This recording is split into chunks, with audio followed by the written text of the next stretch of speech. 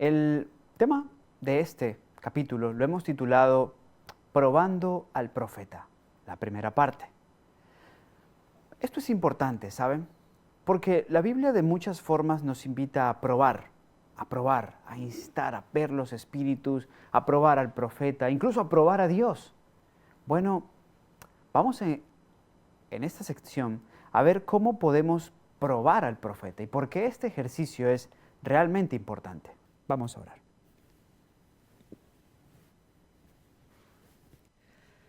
Padre Todopoderoso, gracias por tu palabra. Es una guía firme, infalible, y por ella podemos discernir la derecha y la izquierda, la luz y las tinieblas.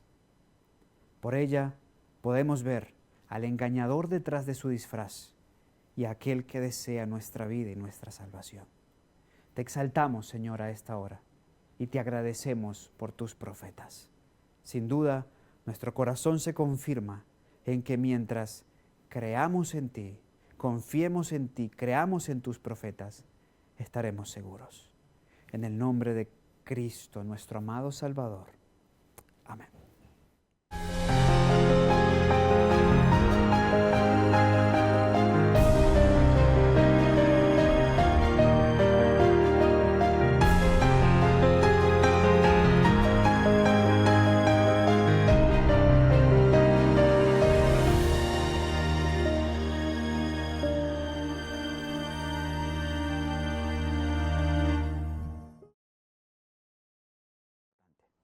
Noten lo que nos dice Mateo 24, 23 al 25. ¿Saben?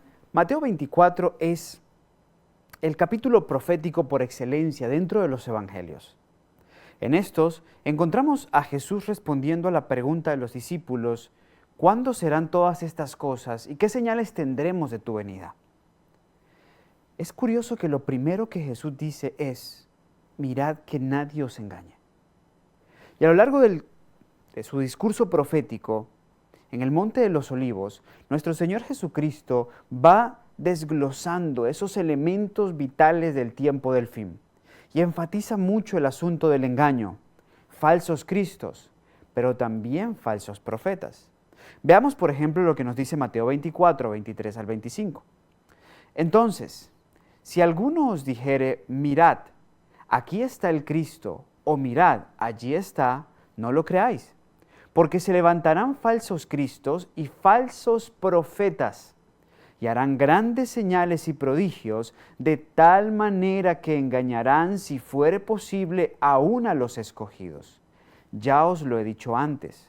Ahora, noten, aquí Jesús está diciendo: cuidado con los falsos cristos, pero también cuidado con los falsos profetas, porque estos harán grandes señales y prodigios y engañarán a muchos. Pero dice: ya os lo he dicho antes. Y lo ha dicho en varias secciones, pero una de ellas es en el mismo Mateo 24, solo que ahora en el versículo número 11. Y acompáñame allí en tu Biblia para ver por lo menos una de esas ocasiones donde Jesús ya antes lo había dicho. Mismo discurso, solo que en el texto 11. Dice la palabra de Dios en Mateo 24, 11.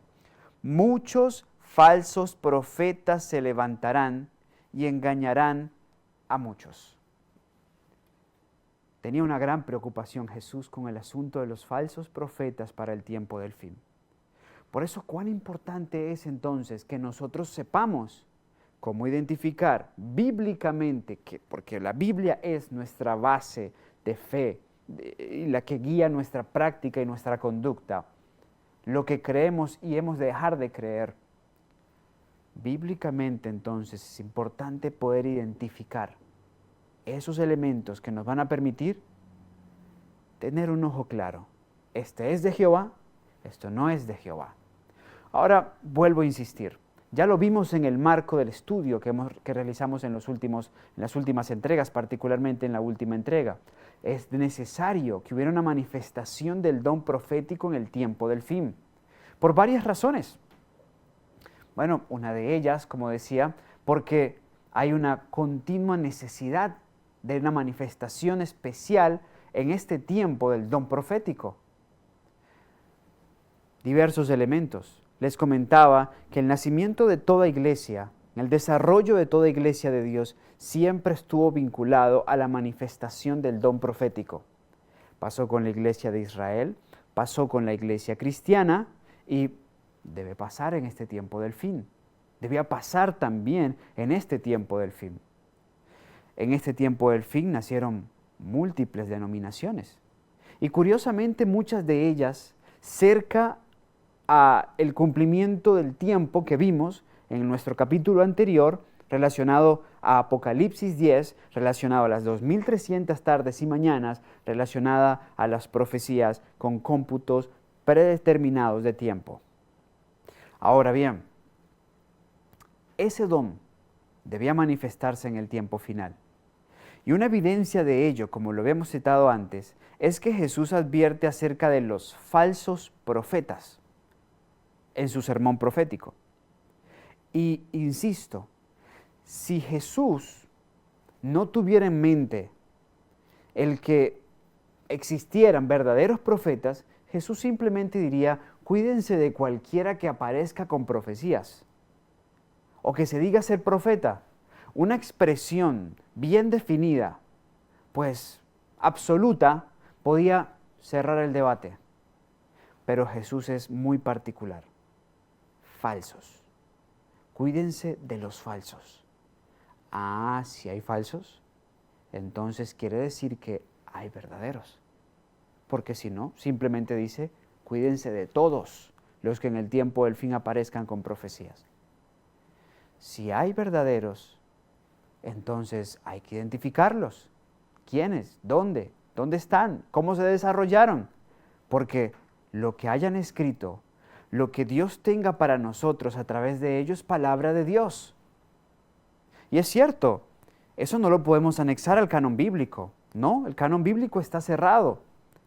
Pero el trabajo de esos profetas de este tiempo del fin, de ese profeta de este tiempo del fin, tiene que estar, lo debemos considerar con un respeto tal, porque no es un espíritu el que inspira a un profeta y otro el que inspira a otros profetas. No es un espíritu el que inspiró a Daniel y otro el que inspiró a Amós, a Sofonías, porque los llamamos profetas menores. No, lo vimos en la primera entrega. Un solo espíritu hace estas cosas.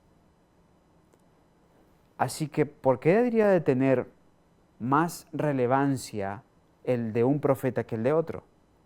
Que sí tenemos que tener claro, como también lo vimos, en que en la Biblia tenemos múltiples profetas que tuvieron un mensaje oportuno de parte de Dios. Natán, Gad, en fin, tenemos por ejemplo a Juan el Bautista, Hulda, las 4 hijas de Felipe. Sin embargo, Dios no consideró necesario dejar sus escritos, sus testimonios dentro del canon bíblico que poseemos.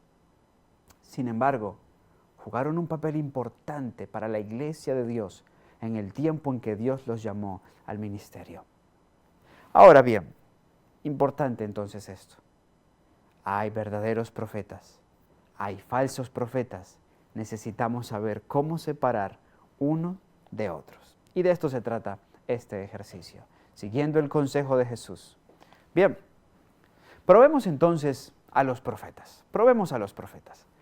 Primera de Tesalonicenses 5, 19 al 21 nos dice, no apaguéis al espíritu, no menospreciéis las profecías, examinadlo todo, retened lo bueno. Bien, no debemos apagar el espíritu. Conozco personas que dicen, que han dicho, bueno, para mí esto es suficiente, yo no tengo necesidad de ningún otro profeta. Pero si Dios lo dio, es porque ha visto que sí tienes necesidad. Si no, no lo enviaría. No apagues el espíritu. No menosprecies las profecías. Hay que examinarlo. Hagamos ese ejercicio. Examinémoslo todo y descartemos lo que no es bueno y nos quedamos con lo bueno. Hagamos entonces ese ejercicio. Y empecemos con Ellen Gold White. Conozcamos a Ellen Gold White, la primera que probaremos dentro de este ejercicio. Ahora, algo importante en cuanto a Ellen Gold White es que Ellen Gold White coincide en torno a su vida y su ministerio con las profecías que analizamos en el capítulo anterior. Sí, porque justo Ellen Goldwhite nace el 26 de noviembre de 1827. Y Ellen White es una jovencita cuando estábamos en el tiempo que analizamos en Apocalipsis 10, alrededor de 1844, cuando termina el cumplimiento profético de Daniel capítulo 8, versículo 14. Así que empecemos con ella. Nos dice, Ellen Goldwhite y su hermana gemela, ella tiene una hermana gemela llamada Elizabeth, nacieron el 26 de noviembre de 1827 en una granja muy cerca de Gorham, en Maine, en los Estados Unidos. Una aldea situada a unos 19 kilómetros al oeste de la ciudad de Portland, ciudad más importante del estado, en el noroeste de los Estados Unidos. Su papá, Robert, y su mamá, Eunice, tenían una familia de 8 hijos y pocos años después del nacimiento de Ellen y su hermana, la familia se mudó a Portland, en donde su padre se dedicó a la fabricación de sombreros. Los padres de Ellen, Robert Harmon y Eunice Gold, pertenecieron inicialmente a la iglesia metodista. En 1836, cuando ella tenía 9 años de edad, al volver de la escuela, una niña le lanzó una piedra que le dio en la cara y le fracturó el tabique de la nariz, lo que limitó el desarrollo educativo de Ellen, quien no pudo continuar con sus estudios y le dejó serios problemas de salud para el porvenir. Volvamos aquí. Ellen entonces nació en 1827, 26 de noviembre. Bueno, Ellen White, junto con Elizabeth, nacen en este hogar, en el noreste de los Estados Unidos, y tuvo ese lamentable incidente cuando apenas había cursado segundo grado de primaria, lo que llamaríamos hoy segundo grado de primaria, y vivió en una época muy particular, porque era para ese entonces cuando recién se estaba dando la oportunidad para que las mujeres también pudieran tener acceso a la educación pública, educación gratuita. Era un tiempo donde las mujeres comenzaban a tener mayor participación en diferentes círculos y esferas de la sociedad. Era un tiempo también donde se venía desarrollando la industria. Recuerden que apenas unas décadas atrás se había dado la Revolución Francesa, con todos sus cambios y con todos sus traumas también para el mundo post-revolución. Y una de esas cosas que se aceleró fue justamente el tema de la industrialización. Ya era naciente, decreciente, desarrollada la industria de las comunicaciones, no solamente fluviales, sino también terrestres. Y por supuesto, nada comparado con nuestros días, pero fue un tiempo de verdad muy, muy particular. Ellen tuvo este accidente que no le permitió continuar con su formación académica. Y además trajo serios problemas para su salud. De ella seguimos leyendo. Ellen White fue bautizada a la edad de 13 años en la iglesia metodista. Ellen, junto con otros miembros de la familia, asistieron a las reuniones adventistas en Portland en 1840, entre 1840 y 1842. Aceptaron completamente los puntos presentados por William Miller y su equipo de predicadores, y confiaban en que Jesús regresaría a la tierra inicialmente en 1843 y luego en 1844. Las fervientes actividades de la familia en promulgar la doctrina del advenimiento indujo a la iglesia metodista de Portland a expulsar a la familia de la feligresía de la misma y a finales de 1843. Llegado el 22 de octubre de 1844, el profetizado segundo advenimiento no ocurrió. Este hecho se conoce como el Gran Chasco. Bien, ella entonces fue partícipe de ese movimiento que fue bautizado movimiento adventista, también movimiento millerista. ¿Por qué? ¿Por qué millerita? Porque William Miller fue gran predicador, y durante mucho tiempo, previo a 1844, cerca de 10, 12 años, estuvo en diferentes círculos predicando junto con sus colaboradores, Joshua B. Himes, luego Josias Leach, Charles Fitch, Joseph Bates, en fin, un joven James White. Bueno, todos estos predicaban que Jesús vendría el martes 22 de octubre de 1844. Esto lo creían en función de las profecías que habían estudiado justo en Daniel 8:44. Y lograron dar con la fecha exacta después de chascos previos, pero lo que no alcanzaron a discernir era el acontecimiento que ahí iba a ocurrir y que lo entendemos hoy bíblicamente a la luz de lo que enseña Daniel, de lo que enseña Apocalipsis, el libro de Hechos, el libro de Hebreos, en fin. Ellen sufrió ese gran chasco cuando se cumplió lo que leímos en Apocalipsis 10, que dijo el ángel Cristo que tenía el pie derecho y el pie izquierdo ubicados en el mar y en la tierra, y con un libro abierto en su mano, cuando dijo, el tiempo no será más. Ahí, donde terminó el último cómputo profético. Ellen White estaba viva. Ellen White estaba entre el grupo de los que esperaban la venida de Jesús. Y según la historia, es en diciembre de 1844.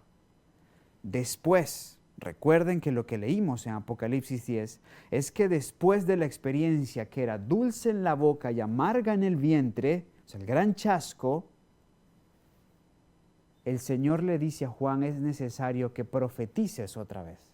Es allí donde había de reaparecer el don profético, y Ellen White justamente recibe el don profético escasos 2 meses después del gran chasco, en diciembre de 1844.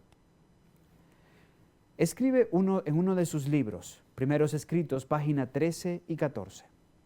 Desde aquel momento hasta diciembre de 1844, mis gozos, pruebas y chascos fueron similares a los de mis apreciados amigos adventistas que me rodeaban. En aquel tiempo visité a una de nuestras hermanas adventistas y por la mañana nos arrodillamos para el culto de familia. No había excitación y solo nosotras, 5 mujeres, estábamos allí. Mientras yo oraba, el poder de Dios descendió sobre mí como nunca lo había sentido. Quedé arrobada en una visión de la gloria de Dios. Me parecía estar elevándome cada vez más lejos de la tierra y se me mostró algo de la peregrinación del pueblo adventista hacia la santa ciudad.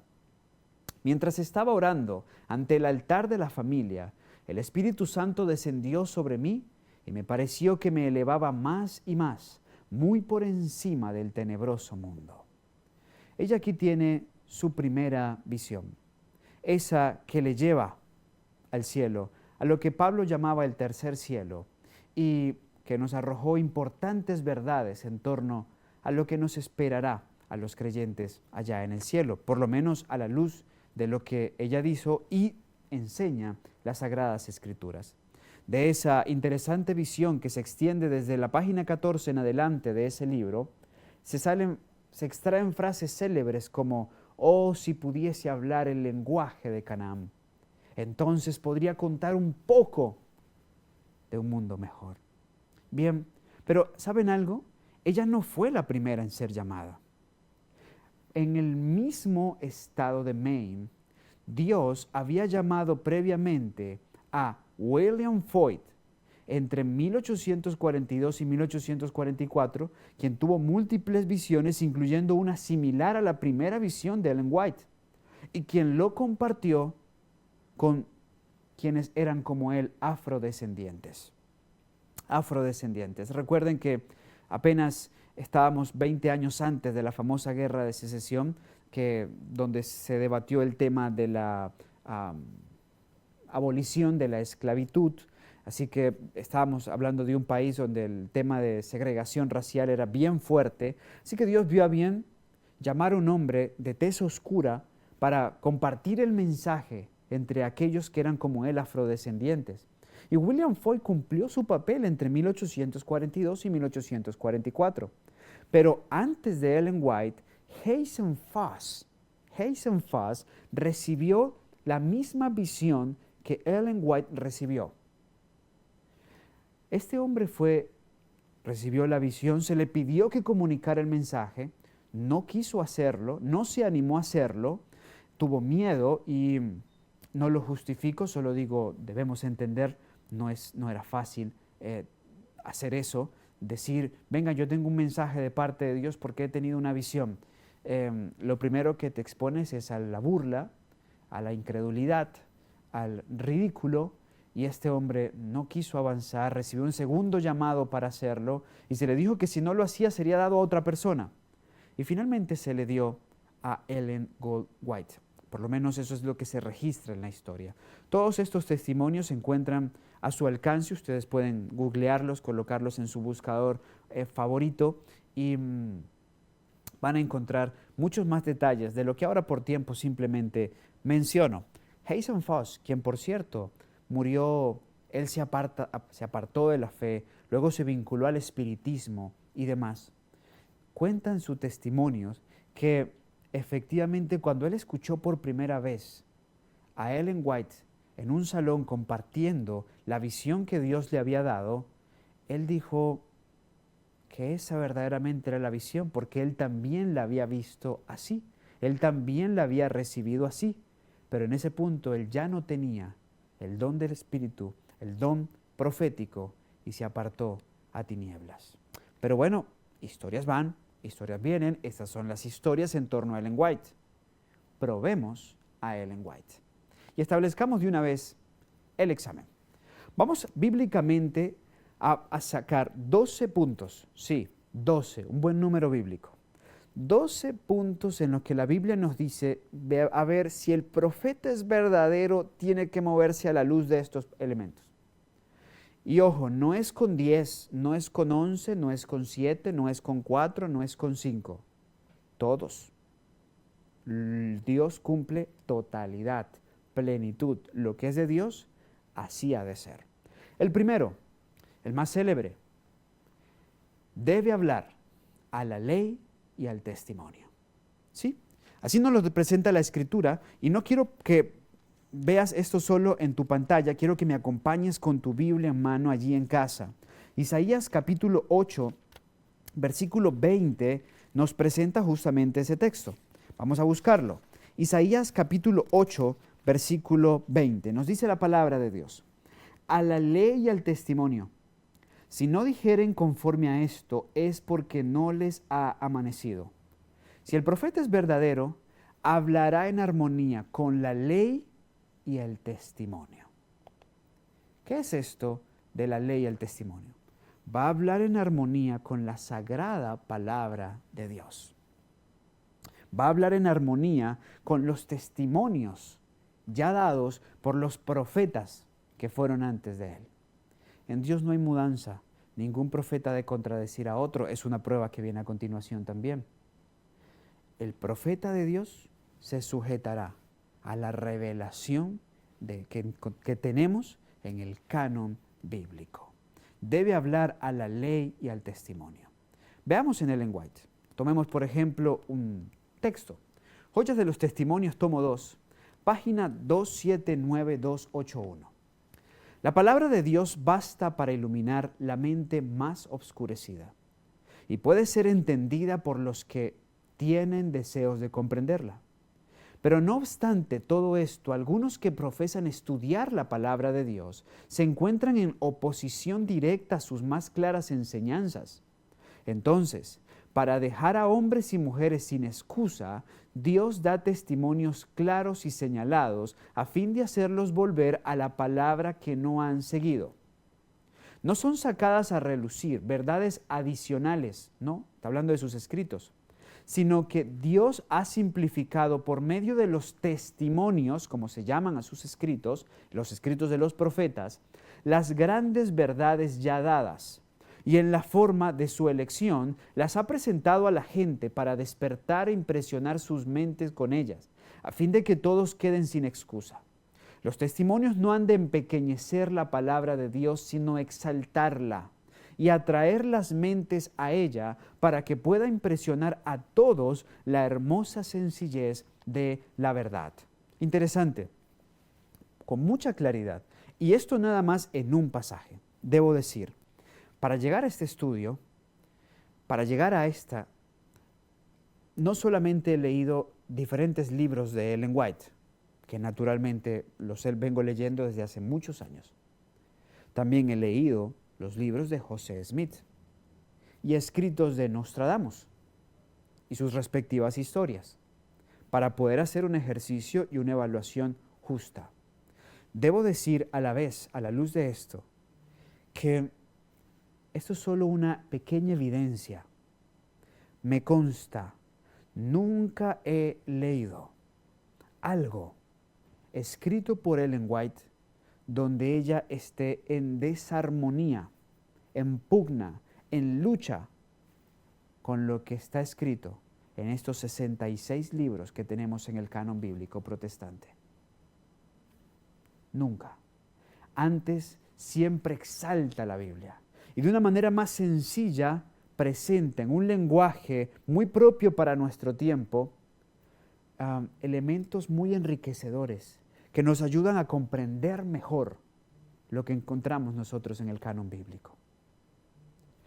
Pero ese mismo ejercicio que encontramos aquí, que tenemos aquí, es el mismo ejercicio que podemos encontrar en múltiples citas. Se nos iría todo el tiempo solamente viendo esas citas donde de todas las formas se prueba cómo Ellen White siempre escribió en armonía con la ley y los testimonios. Y eso a la vez nos permite aprobar la segunda prueba. Porque la segunda prueba es esta. 1 Corintios 14, 31 al 33 nos dice que las palabras de un verdadero profeta estarán en absoluta armonía con las palabras de los profetas que lo han precedido. Noten, si vamos en la Biblia a ese texto, 1 Corintios 14, 31 y 33,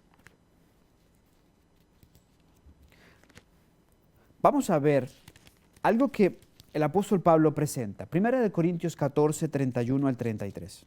Dice, porque podéis profetizar todos por uno, para que todos aprendan y todos sean exhortados.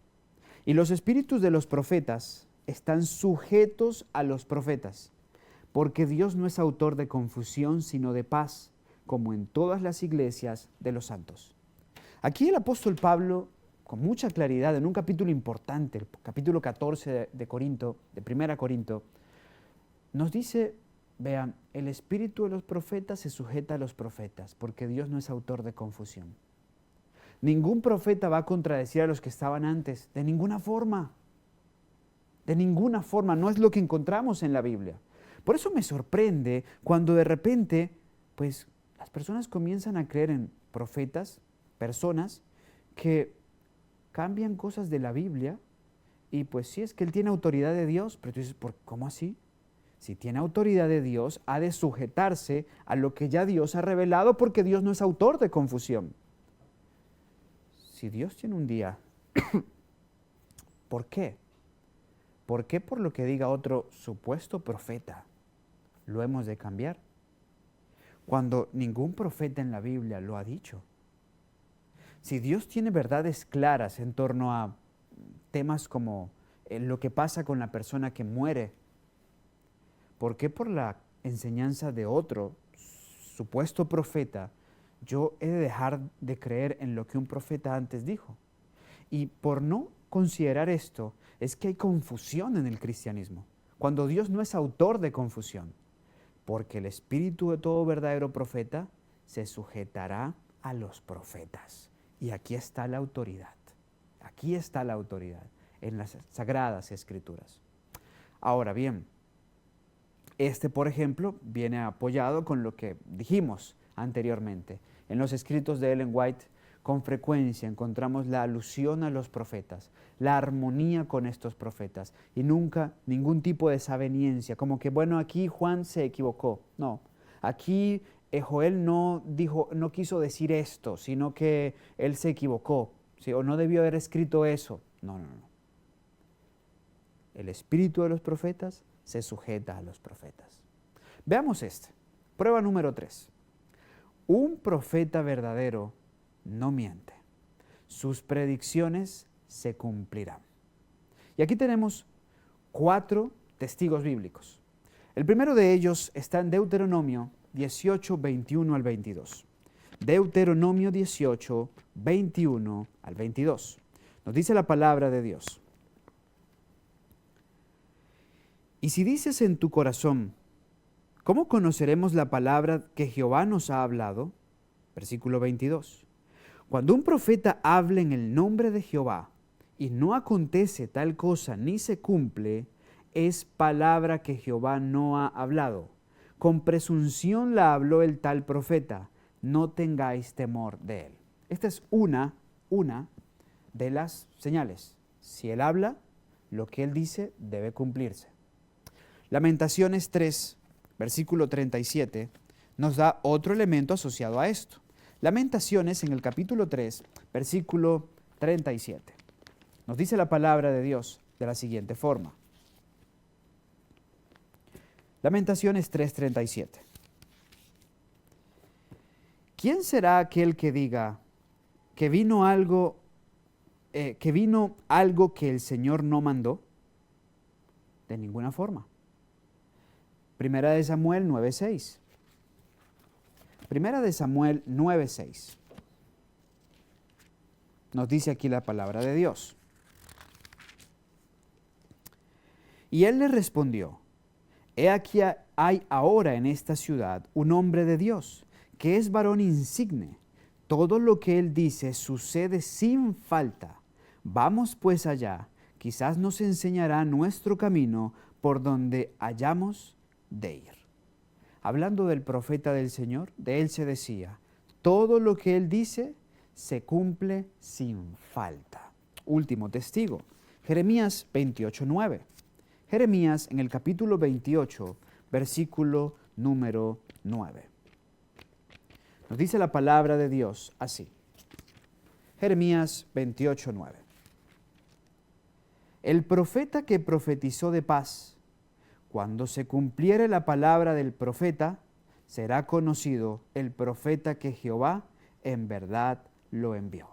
Si se cumple lo que dice, entonces ya tenemos una señal aprobada. Ahora, es importante, recuerden, no es solo una prueba aislada, porque Satanás también puede predecir algunas cosas y no es porque tenga el don profético. Se los explicaré más adelante.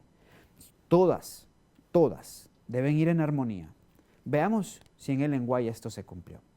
Muchas personas dicen, los escritos de Ellen White son interesantes, son buenos, pero no están llenos de el anuncio de acontecimientos en el porvenir.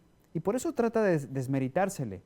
Pero, ¿cuántas profecías de esta naturaleza tienes o leímos en la boca de muchos profetas del Antiguo Testamento, del Nuevo Testamento? En Samuel, por ejemplo, escasean. En Juan también escasean. Sin embargo, la verdad es que son increíbles las predicciones de Ellen White. Hay un libro muy bueno que se los quiero recomendar. Se llama Las asombrosas profecías de Ellen White, de Herbert Douglas. Y bueno, de algunas de ellas, habla de muchas, yo extraje algunas y se las presento. Por ejemplo, noten esta, Review Herald, julio 5, 1906. No tengo luz en particular respecto a lo que viene sobre Nueva York. Solo sé que un día los grandes edificios serán derribados por el poder trastornador de Dios. La muerte llegará a todas partes. Esa es la razón por la cual me siento tan ansiosa de que nuestras ciudades sean amonestadas. Pero 3 años después, tuve una visión más clara acerca de New York. Estando en Nueva York, en cierta ocasión, se me hizo contemplar una noche los edificios que piso tras piso se elevaban hacia el cielo. Esos inmuebles que eran la gloria de sus propietarios y constructores eran garantizados incombustibles. La siguiente escena que pasó delante de mí fue una alarma de incendio. Los hombres miraban a esos altos edificios reputados incombustibles y decían, están perfectamente seguros. Pero esos edificios fueron consumidos como la pez. Las bombas contra incendio no pudieron impedir su destrucción. Los bomberos no podían hacer funcionar sus máquinas. Curioso, 1909, y tuvo una visión que calza perfectamente con lo que lamentablemente ocurrió el 11 de septiembre del 2001 en el World Trade Center de la ciudad de Nueva York. Lo que se denomina las Torres Gemelas, se denominaban las Torres Gemelas, que en aquel lamentable día fueron derribadas. Noten, increíble, casi 100 años antes ya estaba siendo profetizado, ya estaba siendo predicho. Pero les doy otro ejemplo. Y esto fue sacado de Long Bottom Rise and Progress. Es un libro no de Ellen White, sino de otro pionero, John Longbottom. Página 236 y 237. Nos dice, en esta visión he visto grandes ejércitos de ambos lados. Y se los explico. Volvamos aquí. Esta fue una visión que ella recibió el 12 de enero de 1861. 12 de enero de 1861.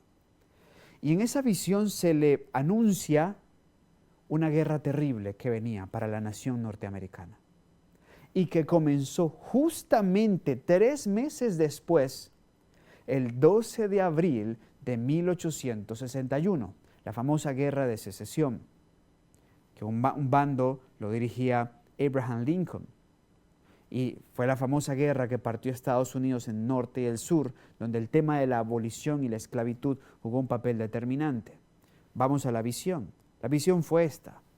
En esta visión he visto grandes ejércitos de ambos lados reunidos en el campo de batalla.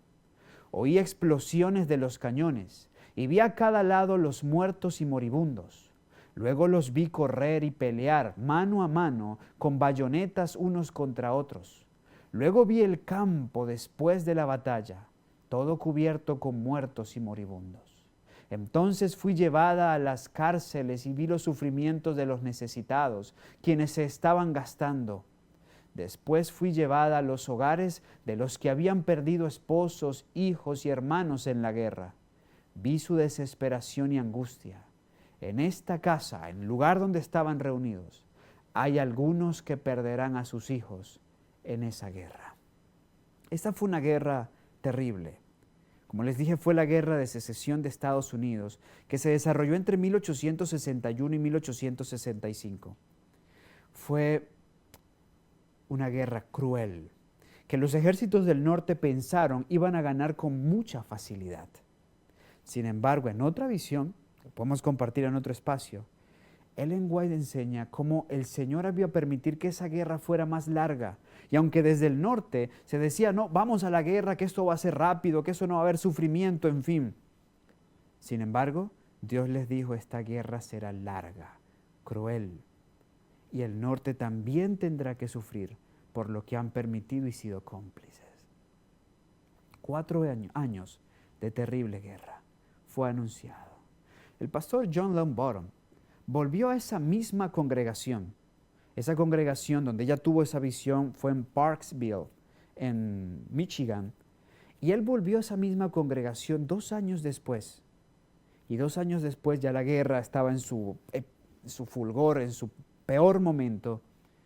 Y efectivamente en esa misma iglesia pudo comprobar que muchos de los hermanos que estaban ahí habían perdido hijos, esposos y familiares en esa terrible guerra. Tal como lo profetizó, así sucedió. Tenemos múltiples profecías más. Por ejemplo, solo las cito, las pueden ampliar.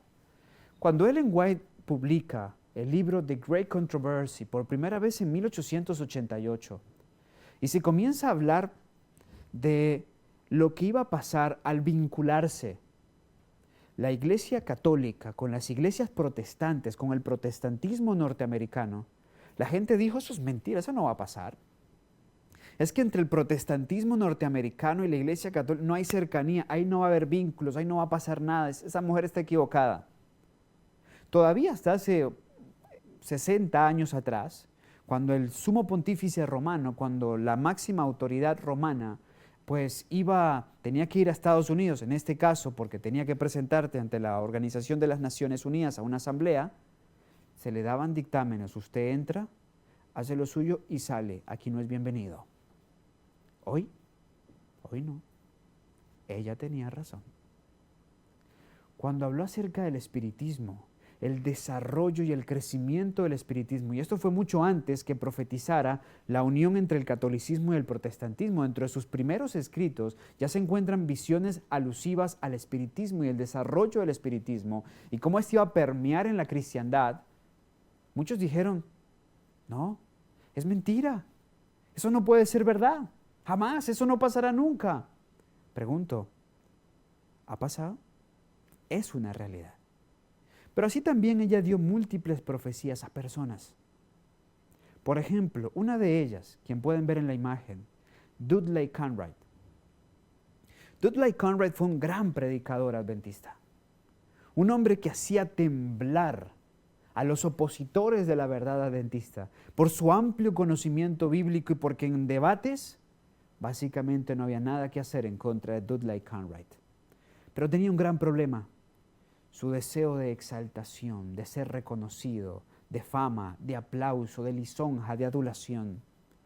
Y en muchos ir y venir, Ellen White le envió constantes cartas, mensajes de admonición y demás. En uno de ellos le escribió, Mensajes Selectos, tomo 2, página 185. Usted siempre anheló el poder y la popularidad, y esta es una de las razones que explican su posición actual.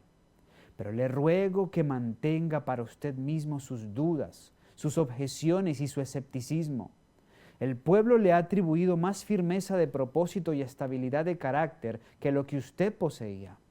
Se pensó que usted era un hombre fuerte y cuando usted expresa sus turbios pensamientos y sentimientos, Satanás está listo para hacer que esos pensamientos y sentimientos sean tan intensamente poderosos en su carácter engañador que muchas almas lleguen a ser engañadas y a perderse a causa de la influencia de un alma que ha elegido las tinieblas antes que la luz, y que se has colocado presuntuosamente al lado de Satanás en las filas del enemigo. Usted ha querido exaltarse demasiado y realizar manifestaciones que llamaran la atención y hacer ruido en el mundo, y como resultado de esto, su ocaso será ciertamente en tinieblas. Usted sufre cada día pérdida eterna. El pastor Cartwright se termina apartando del adventismo, se une a las filas de la iglesia bautista y por su fama eso fue muy aplaudido. Dedicó mucho de su tiempo en la iglesia bautista a escribir en contra, a hablar en contra de la iglesia adventista del séptimo día. Pero como se le dijo, así pasó. Su ocaso fue en tinieblas y soledad. Murió 4 años después de Ellen White. Fue sepultado ya en 1819, para mayo de 1819, en soledad y sin haber recibido el aplauso y la lisonja que tanto buscó. Hasta aquellos mismos bautistas que se alegraron cuando él se sumó a sus filas, lo dejaron solo y así se cumplió lo que la inspiración a él le dijo. Debo terminar esta parte, pero no se asusten. Les dije que eran 12. La prueba del profeta tiene más partes. Cuarta prueba. Primera de Juan capítulo 4 versículos 1 al 3 nos da la cuarta prueba, como la cual vamos a medir al profeta. Hasta aquí ya vimos, tiene que hablar a la ley y al testimonio. Sus testimonios tienen que sujetarse al de los demás profetas, porque Dios no es autor de confusión ni de contradicción. 3, lo que dice se ha de cumplir. 4, debe reconocer la encarnación de Jesús. Primera de Juan capítulo 4 versículos 1 al 3. Nos dice la palabra de Dios de la siguiente forma. Leemos. Amados, no creáis a todo espíritu, sino probad los espíritus, si son de Dios, porque muchos falsos profetas han salido por el mundo. En esto conoced el Espíritu de Dios. Todo espíritu que confiesa que Jesucristo ha venido en carne es de Dios. Y todo espíritu que no confiesa que Jesucristo ha venido en carne no es de Dios, y este es el espíritu del anticristo, del cual vosotros habéis oído que ha de venir y que ahora ya está en el mundo. Aquí Juan nos dice, no creáis a todos, probad a los profetas, probadlos. Aquí hay una prueba, tiene que reconocer la encarnación de Jesucristo. Y esto es muy amplio, ¿saben? Es muy amplio, porque no solamente debe hacer énfasis en el punto de Jesús hecho hombre, sino todo lo que implica la encarnación de Cristo. Les doy una ilustración. El apóstol Pablo en Primera de Timoteo, hablando de esto, y como él sí era un verdadero profeta, el apóstol Pablo, hablando de esto en Primera de Timoteo capítulo 3, define lo que él llama ministerio de la piedad, y lo menciona así: sin contradicción, grande es el misterio de la piedad. Dios manifestado en carne, justificado en el Espíritu, visto de los ángeles, predicado a los gentiles, creído en el mundo y recibido arriba en gloria. Pablo llama esto misterio de la piedad, haciendo énfasis que es esto: Dios hecho carne, justificado en el Espíritu, predicado a los gentiles. Esto hace parte de lo que es la encarnación de Cristo. Dios se hizo hombre. Como hombre estuvo con nosotros, como hombre fue más que vencedor. Y aunque ascendió a los cielos, nos dejó un representante, porque Cristo está hoy con nosotros cumpliendo su promesa de Mateo 28, gracias al representante que nos dejó. Y Él también está vinculado de una forma trascendental a esta prueba. En otras palabras, el verdadero profeta debe reconocer la encarnación de Jesús y su victoria como hombre que se aferró para que tú y yo también, siguiendo su ejemplo, podamos vencer, aferrados del poder de Dios. El que niega esto está negando, está demostrando que es parte de otro espíritu. El que no reconoce la auténtica obra de Cristo, su obra de victoria, su obra a través del Espíritu, para también empoderarnos y convertirnos en vencedores. El que no reconoce la naturaleza de ese Espíritu, entonces no está hablando del Espíritu correcto. Veamos esto en Ellen White. Reverend Herald, 21 de enero de 1873. Nunca antes los ángeles habían escuchado una oración tal como la que Cristo ofreció en su bautismo. Y ellos estaban ansiosos de ser portadores del mensaje del Padre a su Hijo, pero no. Directamente el Padre descendió de la luz de su gloria, asumió la forma de paloma de aspecto como oro pulido. La forma como de paloma era emblemática de la mansedumbre y la ternura de Cristo. Mientras la gente estaba paralizada por el asombro y con sus ojos fijos sobre Cristo, del cielo abierto vinieron estas palabras: Este es mi Hijo amado en quien tengo complacencia. Las palabras de confirmación que Cristo es el Hijo de Dios fueron dadas para inspirar fe, la fe de aquellos que atestiguaron la escena y sostener al Hijo de Dios en el duro trabajo que tendría. Aunque el Hijo de Dios fue vestido con humanidad, Jehová con su propia voz le asegura que es el Hijo del Eterno. En esta manifestación hacia su Hijo, Dios acepta la humanidad como exaltada por la excelencia de su Hijo amado. Pudiera citar múltiples otras declaraciones. Elegí unas específicas. Por ejemplo, miren estas. Deseado de todas las gentes, página 16. Por su humanidad, Cristo tocaba a la humanidad. Por su divinidad, se hacía del trono de Dios. Como Hijo del Hombre nos dio ejemplo de obediencia. Como Hijo de Dios nos imparte poder para obedecer.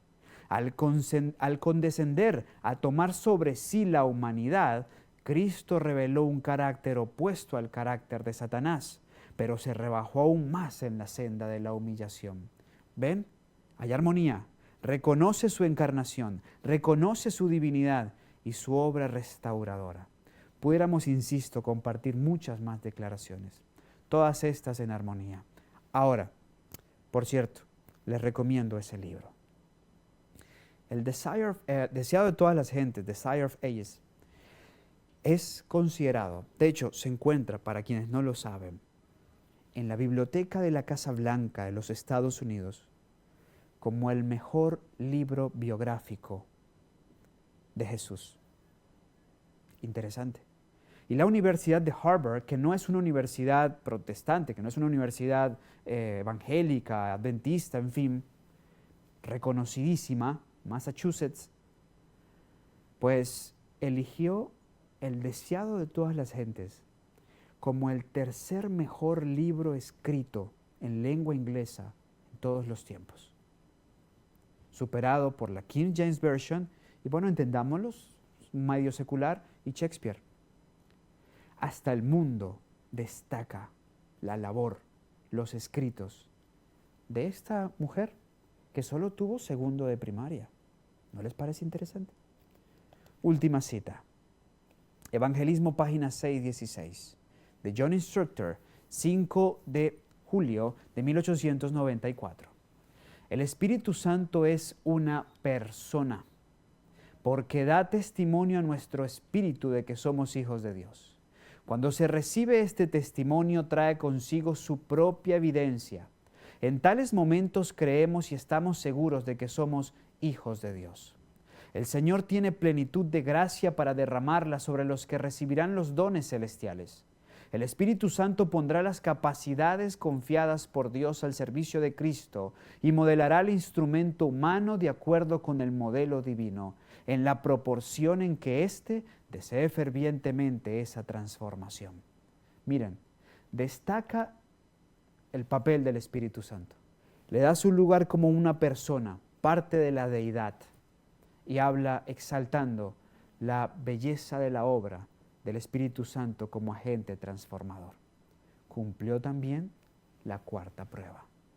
Nos quedan 8 para Ellen White y el resto de los profetas, pero eso ya no será en esta entrega, será en nuestra próxima entrega. ¿Será que las pasa Ellen White? ¿Será que falla en algunas? ¿Será que falla en una en particular? Esto es como la ley, el que falla en una falló en todas. ¿Será que Ellen White terminará pasando la prueba? ¿Qué pasará con José Smith? ¿Qué pasará con Nostradamus? Nos encontramos en nuestro próximo capítulo.